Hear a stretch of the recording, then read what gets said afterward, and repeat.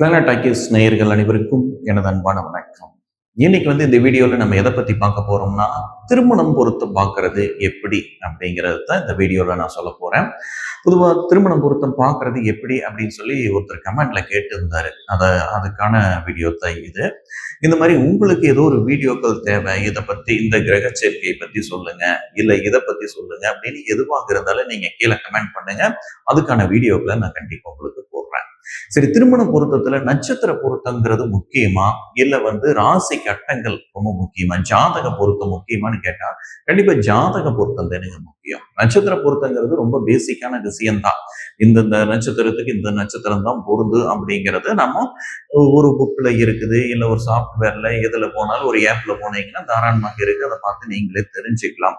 ஆனா ஜாதக பொருத்தங்கிறது ஒருத்தர் நல்லவரா கெட்டவரா, இல்ல கோபக்காரரா, இல்ல அமைதியானவரா, இல்ல ஒருத்தர் நிறைய செலவுகள் பண்ணுவாங்க, அந்த மாதிரி ஒரு ஜாதகரை போய் ரொம்ப கஞ்சத்தனமான ஒரு ஜாதகரை சேர்த்து வச்சோம்னா வாழ்க்கையில பிரச்சனை ஆயிரு.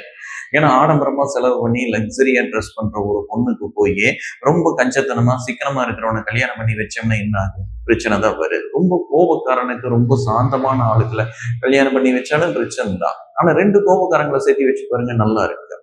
ஊசிக்கு ஊசிக்கும் தாங்க சேரு. அதனால ஜாதக பொறுத்து ரொம்ப ரொம்ப முக்கியம். ரெண்டு பேர்த்துடைய குணநலங்கள் ஒத்து போகுதா, அவங்களுடைய பொருளாதார அமைப்புகள் எப்படி இருக்குது, அவங்க ஜாதகத்துல சுக்கிரன் எப்படி ரெண்டு பேர்த்துக்கு இருக்குது, இது எல்லாத்தையும் பார்க்கணும். நம்ம ஜாதகத்தை பார்க்கறதா ரொம்ப ரொம்ப முக்கியம். அதுக்கோசரம் இந்த நட்சத்திர பொருத்தத்தை நம்ம விட்டுறக்கூடாது. நட்சத்திர பொருத்தம் நம்ம பார்த்துதான் ஆகணும். ஏன் அப்படின்னம்னா, இப்போ இந்த அஸ்வினி மகம் மூலம் இந்த நட்சத்திரத்துல பிறந்தவங்களுக்கு அவங்களுக்கு முதல் திசை கேது திசை. இது ஏன் கேது திசையாக வருது, இதெல்லாம் ஏன் கேதுடைய நட்சத்திரமாக இருக்குது அப்படின்னு நீங்க கேட்டீங்கன்னா எந்த ஜோசியருக்கும் பதில் தெரியாது. இன்னொன்னு, கேது முதல்ல இந்த நட்சத்திரத்துல பிறந்தவங்களுக்கு கேது திசை, இந்த பரணிபுரம் புராடத்துல பிறந்த சுக்கிரன் திசை, இதெல்லாம் ஏன் எப்படின்னு கேட்டா எந்த ஜோசியருக்கும் தெரியாது. இன்னும் ரொம்ப முக்கியமா, கேதுக்கு 7 வருஷம், சுக்கிரனுக்கு 20 வருஷம், சூரியனுக்கு 6 வருஷம், இதுக்கு என்ன காரணம் அப்படின்னு கேட்டீங்கனாலும் எந்த ஜோசியனாலையும் பதில் சொல்ல முடியாது. இதெல்லாம் மூல நூல்கள்ல இருந்தது, அதை நாம் எடுத்து சொல்லிக்கிட்டு இருக்கிறோம், அவ்வளவுதான். அதே மாதிரி நட்சத்திர பொருத்தமும் மூல நூல்கள்ல இருந்ததுதான், அதையே நாம எடுத்து சொல்லிக்கிட்டு இருக்கிறோம். அதையே நம்ம உதாசனப்படுத்திட்டு போக வேண்டிய அவசியம் இல்லை. இது ஒரு 10-20% நம்ம பார்த்து தான் ஆகணுங்க. ஒரு 20% நம்ம நட்சத்திர பொருத்தம், 80% ஜாதக பொருத்தம். இந்த நட்சத்திர பொருத்தத்திலேயே கொஞ்சம் நிறைய மேட்சிங்கான விஷயம். ரொம்ப முக்கியமான நட்சத்திர பொருத்தத்துல நம்ம பார்க்க வேண்டியது ரஜ்ஜுங்க. ரஜ்ஜு பொருத்தம் இல்லைன்னா அந்த ஜாதகத்தையே எடுக்க வேண்டியது இல்லை. அதுக்கப்புறம் ரெண்டாவதா யோனி. ரஜ்ஜுங்கிறது என்ன, யோனின்னா என்ன, இந்த ரெண்டையும் மட்டும் நம்ம பார்த்துட்டு ராசி கட்டத்துல பொருத்தம் பார்க்கறது எப்படிங்கிறத நம்ம மேலோட்டமா பார்க்கலாம். சரி, ரஜ்ஜுங்கிறது இப்போ அஸ்வினி மகம் மூலம், இதெல்லாம் கேதுவுடைய நட்சத்திரம், இது சுக்கிரனுடைய நட்சத்திரம், சூரிய நட்சத்திரம், சந்திரனுடைய நட்சத்திரம் ரோகிணி அஸ்த திருவோணம், இது செவ்வாய், இது ராகுடைய நட்சத்திரங்கள் இந்த மூணுமே, இது குருவுடைய நட்சத்திரம், சனியுடைய நட்சத்திரம், புதனுடைய நட்சத்திரம், இப்படி லைனா நான் போட்டிருக்கிறேன். இப்படித்தான் நம்மளுக்கு திசைகள் நடக்கு. ஃபர்ஸ்ட் கேது திசையில பிறந்தா அடுத்த சுக்கிரன் திசை தான், அப்புறம் சூரியன் திசை தான். இது எல்லாத்துக்கும் காமன் தான், சரிங்களா? இந்த அஸ்வினி நட்சத்திரத்துல பிறந்தவங்க இந்த புதன் திசையை பார்க்கவே முடியாது, 100 வயசுக்கு அப்புறம் தான் பார்க்க முடியும். அதே மாதிரி இந்த கிருத்திகை உத்தராடத்துல பிறந்தவங்க சுக்கிரன் திசையை அவங்க வாழ்நாள்ல பார்க்கவே முடியாது. 100 வயசு தாண்டி வாழ்ந்தா மட்டும்தான் பார்க்க முடியும். 120 வருஷம் வாழ்ந்தா எல்லா திசையும் முழுமையா பார்க்க முடியுங்க. சரி, இப்போ இந்த ரஞ்சு பொருத்தம் எப்படி அப்படின்னம்னா, இந்த அஸ்வினின்னு இந்த ஆயில்யம்னு ஒரு ரஜ்ஜுங்க. அதே மாதிரி இந்த பரணின்னு இந்த புனர்பூசம் அனுசம் உத்திராட்டதையும் ஒரு ரஜ்ஜு. இந்த கிருத்திகைன்னு இந்த புனர்பூச விசாக புரட்டது இதெல்லாம் ஒரு ரஜ்ஜு.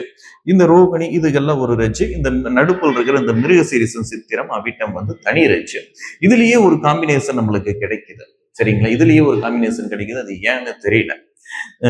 இந்த அஸ்வினி மகம் மூலம் ஆயில்யம் கேட்டை ரேவதி, இந்த மூணும் ஒரே ரஜ்ஜு. இந்த ஒரே ரஜ்ஜுல இருந்தா ரஜ்ஜு பொருத்தம் இல்லை. வெவ்வேறு ரஜ்ஜில் இருந்தா தான் நம்ம ரஜ்ஜு பொருத்தத்தை எடுத்துக்கணும். அப்போ அஸ்வினியில பிறந்தா உங்களுக்கு மகம் மூலம் ஆகாது, ஆயிலியம் கேட்டை ரேவதி ஆகாது. இந்த நட்சத்திரத்தை எடுக்க வேண்டாம், ரஜ்ஜு இல்லை. அதே மாதிரி அதே நட்சத்திரமாக இருந்தா, அஸ்வினிக்கு அஸ்வினியாகவே இருந்த ஏக நட்சத்திரம் ஒரு சில நட்சத்திரங்களுக்கு பொருந்தும். அது நம்ம இது நட்சத்திர பொருத்தத்துக்கு உண்டான புஸ்தகத்திலேயே அது போட்டிருப்பாங்க. ஒரே ரஜ்ஜு ஒரே நட்சத்திரமாக இருக்கும்போது ஒரு சில நட்சத்திரத்துக்கு அது ஒத்து வருங்க, எல்லா நட்சத்திரத்துக்கு வராது. சரி, இந்த பரணி பூரம் பூராடத்துக்கு பூசம் மனுசம் உத்திராட்டதி இந்த ஆறும் ஒரே ரஜ்ஜு. இந்த ஆறும் ஆகாது. பரணியில பிறந்தா இந்த அனுசம் உத்திராட்டதி பூசம் பூரம் பூராடம் ஆகாது, ரஜ்ஜு வராது. இந்த அஸ்வினி இதுகெல்லாம் பாத ரஜ்ஜுங்க. இதுகெல்லாம் தொடரஜ்ஜு. ரெண்டாவதா இருக்கிற பரணி பூரம் புராடம் பூச மனுசம் உத்திராட்டதி தொடரஜ்ஜு. அப்புறம் கிருத்திகை உத்திரம் உத்திராடம் புனர்பூசம் விசாகம் புரட்டாதி இதுகெல்லாம் வயிறு ரஜ்ஜு. அதுக்கப்புறம் இந்த ரோகிணி அஸ்தம் திருவோணம் திருவாதிரை சுவாதி சதயம் இதுகெல்லாம் நம்மளுக்கு கண்டரட்சின்னு சொல்றாங்க. மிருக சீரிசம் சித்திரை அவிட்டம் இது தனியா அது அந்த மூணுக்கும் மற்ற எல்லா நட்சத்திரமும் பொருந்துங்க. மிருக சீரிசம் சித்திரை அவிட்டத்துக்கு இந்த மிருகசீரிசத்துல பிறந்தா இந்த 2 தான் ரஜ்ஜு வராது, இந்த 3 தான் ரஜ்ஜு வராது. இதை தாண்டி மற்றது எல்லாமே ரஜ்ஜு வந்துடும். ஆனா அந்த நட்சத்திரத்துக்கு தான் பொருத்தம் வர்றது பெரிய சிக்கலாக இருக்குங்க. ஏன்னா செவ்வாயுடைய நட்சத்திரம் எல்லாமே மிருகமாகவே இருக்கு. மிருக சீரிசம்னா பாம்பு சாரை வரு, சித்திரத்துக்கு சிங்கம் வரு, அவிட்டத்துக்கு புலி வரு. அப்போ மேக்சிமம் நட்சத்திரத்துக்கு யோனி வராம போயிருங்க. யோனி 2வதாக வரக்கூடியது, ரஜ்ஜு முதல்ல, 2வதாக நம்ம யோனியை பார்க்கணும். இந்த 2 இருந்துருச்சுன்னா அப்புறம் மிச்ச நட்சத்திரங்கள்ல மிச்ச தின பொருத்தம் கண பொருத்தம் இதுக்கெல்லாம் ஏதோ ஒன்று இருந்தாலும் எடுத்துக்கலாம். ராசியில ஏதோ ஒரு ராசி பொருத்தம் இருந்தாலும் சரி, ராசி அதிபதி பொருத்தம் இருந்தாலும் எடுத்துக்கலாம். அதுக்கெல்லாம் இல்லைனாலும் கூட எடுத்துக்கலாம். நட்சத்திர பொருத்தம் இவ்வளவுதான். இந்த ரஜ்ஜை மட்டும் மெயினா பார்த்துக்குங்க. இதுல கொஞ்சம் ஒரு கணக்குகள் இருக்குது. அது நம்ம என்னன்னு தெரியாத வரைக்கும் அதை அவாய்டு பண்ண வேண்டிய அவசியம் இல்லை. அதை நம்ம எடுத்துக்கிறது நல்லது. சரி, இனி நம்ம கட்டத்துக்கு போயிடலாம். கட்ட பொருத்தம் பார்க்கறது எப்படிங்கிறது போயிடலாம். யோனி நான் சொல்லிட்டேன், மிருகம். 2 மிருகத்துக்கு பகை இருக்குதான்னு பார்க்கணும். இப்போ சிங்கம்னா எருமை வரக்கூடிய ஹஸ்த நட்சத்திரம், பசு வரக்கூடிய நட்சத்திரங்கள் எல்லாம் பொருந்தாதுங்க. அப்ப அதே மாதிரிதான் பாம்புக்குமே பொருந்தாது. இந்த மாதிரி 2 மிருகத்துக்கும் பகை இருந்ததுன்னா பொருந்தாதுங்க. அவ்வளவுதான் யோனிங்கிறது. ராசிங்கிறது நம்மளுக்கு தெரியும். 2 ராசிக்கு இந்த பெண்ணு ராசியிலிருந்து ஆண் ராசி 7, 8, 9ஆக வரும்போது பொருந்து. ராசி அதிபதி 2க்கு நட்பாக இருந்தா பொருந்து. தின பொருத்தம் கணப்பொருத்தம் இதுகளும் அப்படித்தான் சில கணக்குகள் மூலியமாக வருங்க. கணப்பொருத்தம் ஒவ்வொன்றும் ஒவ்வொரு கணம் இருக்கு. அந்த 2 கணத்துக்கும் பொதுவாக ஒரு பொருத்த அமைப்புகள் இருக்குது. அந்த பொருத்தம் இருந்ததுன்னா கன பொருத்தத்தை நம்ம எடுத்துக்கலாம். சரி, அடுத்தது நம்ம கட்ட பொருத்தத்துக்கு வரலாங்க. கட்ட பொருத்தத்துல ரொம்ப முக்கியமா நம்ம பார்க்க வேண்டியது லக்கணங்க. 2 பேருடைய குணநலங்கள் ஒரே மாதிரி இருக்கணும். இப்போ பொதுவா மேச லக்கணத்துல பிறக்கிறவங்களுக்கு செவ்வாய் லக்கணத்திலேயே இருக்குது. இங்க கன்னி லக்கணத்துல பெண் பிறக்கிறா, அப்படி அங்க புதன் லக்கணத்திலேயே இருக்குது. இந்த ஆண் ஜாதகர் லக்னத்துல செவ்வாய் இருக்கிற ஜாதகர் பயங்கரமான கோபக்காரராக இருப்பாங்க. அதே மாதிரி லக்னத்துல புதன் இருக்கிற பெண் ஜாதகர் நல்ல புத்திசாலியாக இருப்பாங்க. அப்ப கோபக்காரனும் புத்திசாலியும் சேர்த்து வச்சா சுத்தமா ஒத்து வராது. அப்ப இந்த மாதிரி லக்கணங்களை நம்ம எடுக்கவே கூடாது. இது பொருத்தமே வராதுங்க. இதுவே இதே லக்கணம் கன்னி லக்கணம் மேச லக்கணத்துக்கு இங்க புதன் நின்றுச்சு அப்படின்னா எடுக்கலாம். 2 பேரும் புத்திசாலி. இது பெரிய புத்திசாலி, அது கொஞ்சம் கம்மியான புத்திசாலி. ஆனா அந்த புதனை குரு பார்த்துச்சுன்னா 2 பேரும் ஈக்குவல் புத்திசாலியாக இருப்பாங்க. தாராளமாக எடுக்கலாம். அப்ப லக்னம் எதுவாக இருந்தாலும் எடுக்கலாம். லக்னத்தில் இருக்கிற கிரகத்தை பொறுத்து நீங்க பார்த்து எடுக்கணும். இப்ப லக்னத்துல ஒருத்தருக்கு சனி நிக்குது, இன்னொருத்தருக்கு குரு நிக்குது, எடுக்கலாமா? எடுக்க கூடாது. ஆனா சனி நிக்கிற லக்னக்காரகரை அந்த சனியை குரு பார்த்துருச்சுன்னா எடுக்கலாம். இந்த மாதிரி விதிகளோட தான் நீங்க பார்க்கணும். முதல் லக்னத்தை பாருங்க. 2வது 7ஆம் இடம் எப்படி இருக்குது. ஒருத்தருக்கு 7ல சனி நிக்குது, இன்னொருத்தருக்கு நிக்கல. 2லயாவது சனி நின்றணும். 7, 2 ரொம்ப முக்கியமாக பார்க்கணும். 2 குடும்பஸ்தானம், 7 துணை ஸ்தானம். அதனால 7, 2ஐயும் ரொம்ப முக்கியமாக பார்க்கணும். 7ல சனி நின்றதுன்னா 7ல சனி இருக்கிற மாதிரியே பார்த்தீங்கன்னா ரொம்ப ஈக்குவலா மேட்ச் ஆகுங்க. இல்லைன்னா திசை வராம போச்சுன்னா மேட்ச் ஆகும். அப்போ இந்த செவ்வாய் தோஷம் எல்லாம் அதுக்கு தானே சொல்லப்பட்டிருக்குது. 2, 4, 7, 8, 12 இருந்தா செவ்வாய் தோஷம். இது 2ஆம் இடம் குடும்பஸ்தானம், 7ஆம் இடம் மனைவி, 8ல் இருக்கிற செவ்வாய் 2ஆம் வீட்டை பார்க்கு, அது மாங்கல்ய ஸ்தானம்.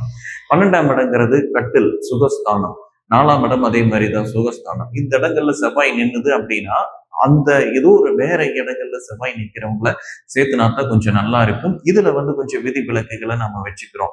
செவ்வாய் திசைவல்லினா நம்ம செவ்வாய் எல்லாமே எடுக்கலாங்கிறது, இல்ல அந்த செவ்வாயை குரு பார்த்துருச்சுன்னா செவ்வாய் எல்லாம் எடுக்கலாங்கிற விதிகளை நம்ம வச்சிருக்கிறோம். அந்த விதி பிரகாரம் போலாம், தப்பு கிடையாதுங்க. சுக்கிரன் ரொம்ப முக்கியமாக பார்க்கணும். 2 பேத்துக்கு சுக்கிரன் ஒரே நிலையில இருக்கணும். 2 பேத்துக்கு ஆட்சி உச்சம்னு இருக்கணுங்கிற அவசியம் இல்லை. 2 பேத்துக்கு என்ன ஒரு ஒரு ஜாதகத்துல, ஒரு ஆண் ஜாதகத்துல சுக்கிரன் சனி செவ்வாய் தொடர்புகள் இருக்குது. பெண் ஜாதகத்துக்கு அந்த தொடர்பு இல்லை அப்படின்னா இங்க சேர்த்து வச்ச சிக்கல்கள் வரும். அதனால 2 பேத்துக்கு அதே மாதிரியான தொடர்பு இருக்கும்போது நீங்க சேர்த்து வச்சு பாருங்க, தப்பே வராது. அதுதான் நான் திரும்பவும் சொல்றேன், ஊசிக்கு ஊசி தான் சேரும். 2 நல்லவங்க சேர்ந்தாங்கன்னா வாழ்ந்துருவாங்க, 2 கெட்டவங்க சேர்ந்தாலும் வாழ்ந்துருவாங்க, பிரச்சனையே இருக்காது. நீயும் தப்பு பண்ணியிருக்கிற, நானும் தப்பு பண்ணியிருக்கிற, பிரச்சனையே இல்லை.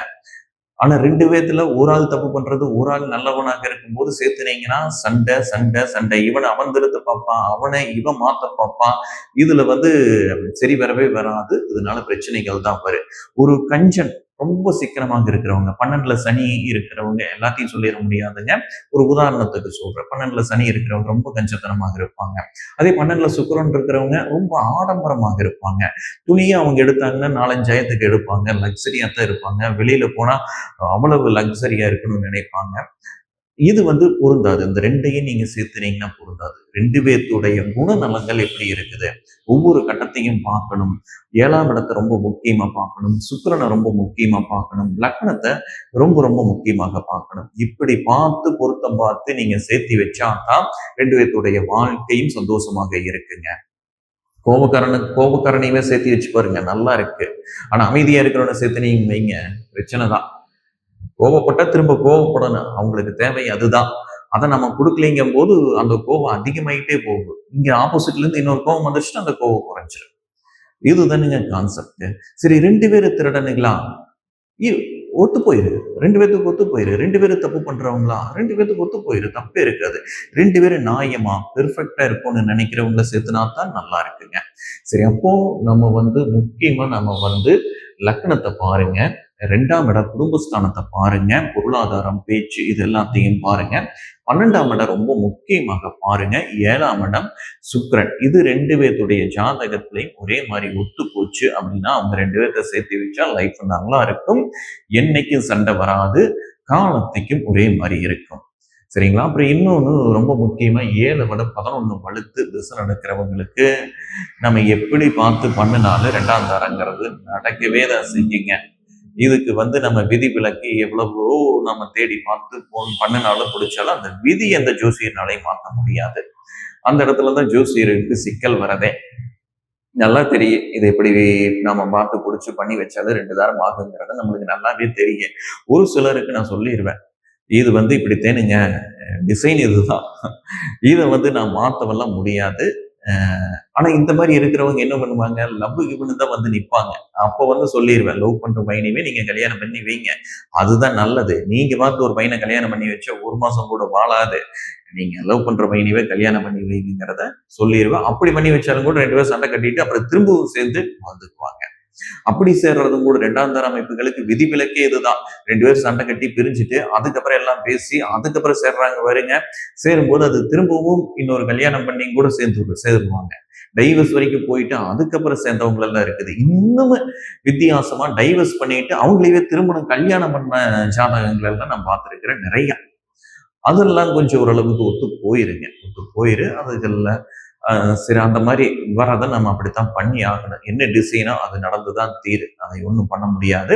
சரி, திருமணம் பொருத்தத்துக்கு ரொம்ப முக்கியம் 80% முக்கியம் ஜாதகம், 20% முக்கியம் நட்சத்திரம். இந்த நட்சத்திரத்தை 20% இருக்குதுங்கிறதுக்காக இதையே அவாய்ட் பண்ணிட்டு போக முடியாது. சில சமயங்கள்ல அவாய்ட் பண்ணலாம். என்னன்னா 2 பேரும் லவ் பண்றாங்க, ரஜ்ஜு பொருத்தம் வரல. சரி, 2 பேத்துடைய ஜாதகத்தையும் பார்க்குறேன், 2 பேத்துக்கு குணநலங்கள், கிரகங்கள், அமைப்புகள் எல்லாம் ஒரே மாதிரி இருக்குது, சேர்த்தி வைங்க சொல்லியிருக்கிறேன். நான் வாழ்ந்திருக்கிறாங்க, இந்த மாதிரி உதாரணங்களை நம்ம பார்த்துருக்கிறோம். ஆனா இதுக்காக நம்மளுக்கு வர ஜாதகத்தெல்லாம் நம்ம ரச்சு இல்லாம சேர்த்தி வச்சு அவங்களுடைய வாழ்க்கையில நம்ம டெஸ்டிங் பண்ணக்கூடாது. ஏன்னா ஒரு டைம் தான் கல்யாணம் ஆகிறது. அதனால முடிஞ்ச அளவுக்கு எல்லாத்தையும் பார்த்து பண்றது நல்லது. சரி, நீங்க திருமணம் பொருத்தம் பார்க்கணும்னு நினைச்சீங்கனாலும், உங்க ஜாதகத்தை நீங்க பார்க்கணும்னு நினைச்சாலும் கீழ் இருக்கிற நம்பருக்கு நீங்க தாராளமாக கூப்பிட்டு எப்ப வேணாலும் பார்த்துக்கலாம். மறுபடியும் அடுத்த வீடியோல கண்டிப்பா வேற ஒரு டாபிக்கோட கண்டிப்பாக சந்திப்போம். நன்றி, வணக்கம்.